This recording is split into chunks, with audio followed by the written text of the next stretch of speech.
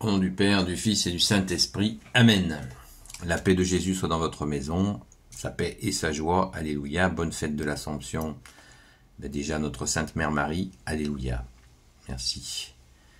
Merci Jésus de nous avoir donné Marie pour mère.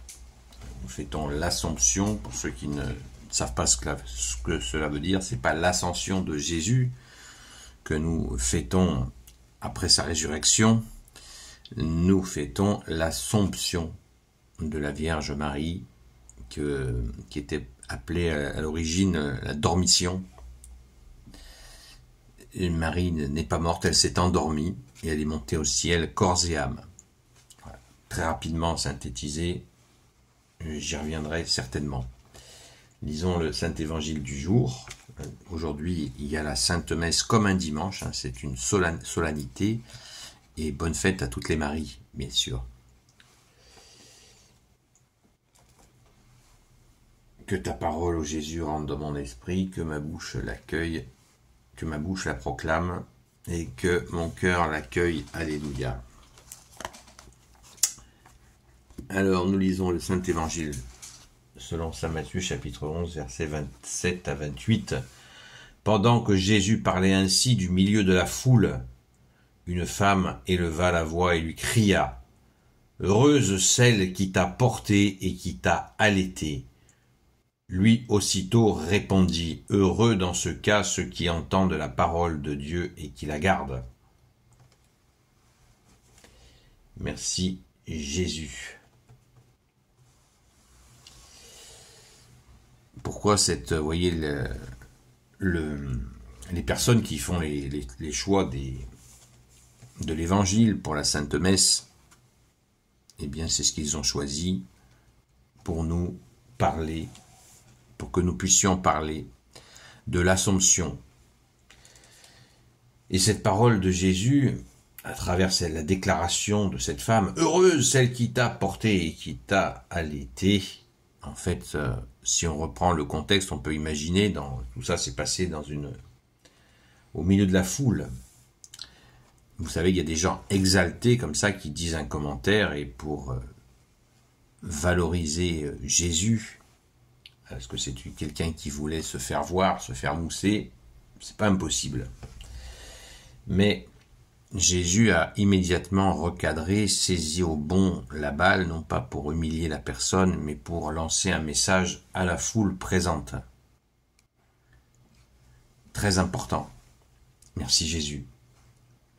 Heureux dans ce cas, ceux qui entendent la parole de Dieu et qui la gardent. Ça nous montre bien que Jésus nous demande de garder sa parole. Merci Jésus. C'est très très fort. Souvent il y a un débat, il y a des gens qui débattent en disant la grâce de Jésus qui sauve et puis c'est tout. Oui, la grâce, Jésus sauve, bien sûr, puisque Jésus veut dire Dieu sauve.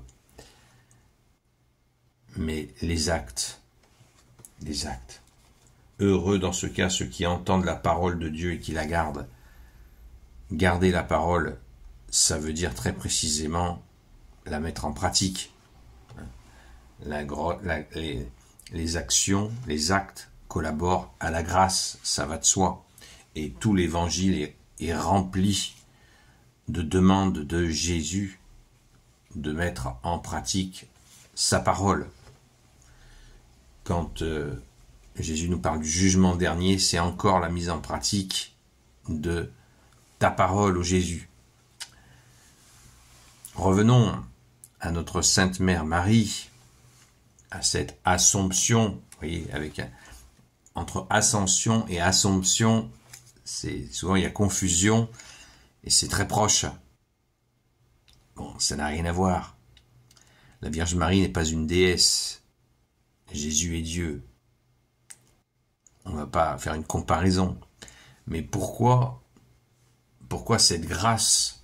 Eh bien, tout simplement, cette grâce correspond de l'Assomption de la Vierge Marie, elle correspond à son état de nouvelle Ève, puisque conçue sans péché, puisque sans faute, la Vierge Marie a eu la grâce d'avoir un corps sans tache et de monter au ciel de cette manière surnaturelle. C'est limpide, non? C'est mérité, puisqu'elle fut préparée par Dieu le Père, Dieu le Fils, Dieu le Saint-Esprit pour enfanter du seul Sauveur.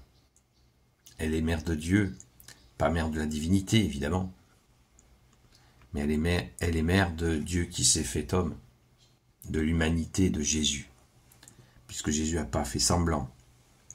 Il a pris authentiquement une mère.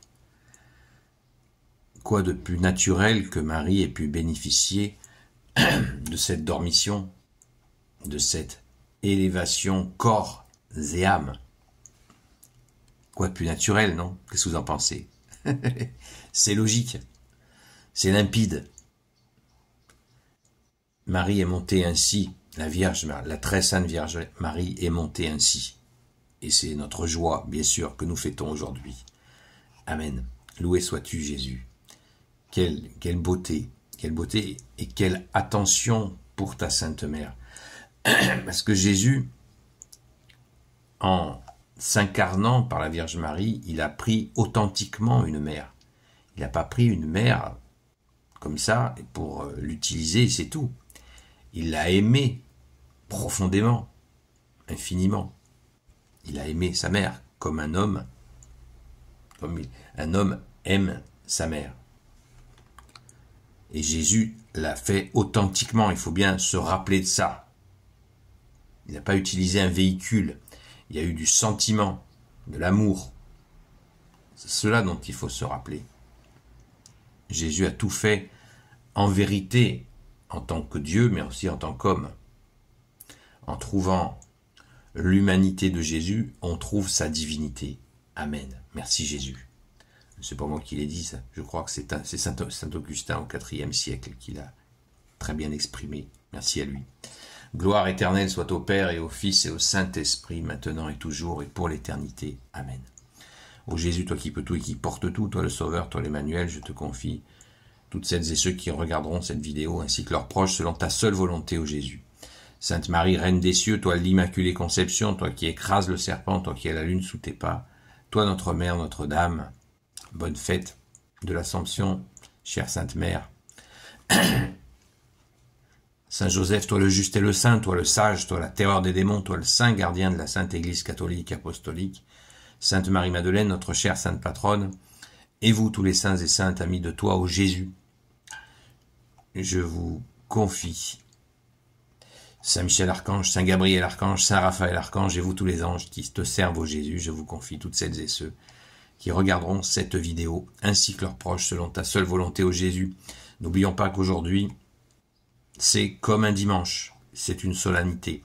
Donc normalement, l'horaire de votre messe, il est exactement comme le dimanche. Sainte messe à vous, et bonne fête de l'Assomption. À très vite.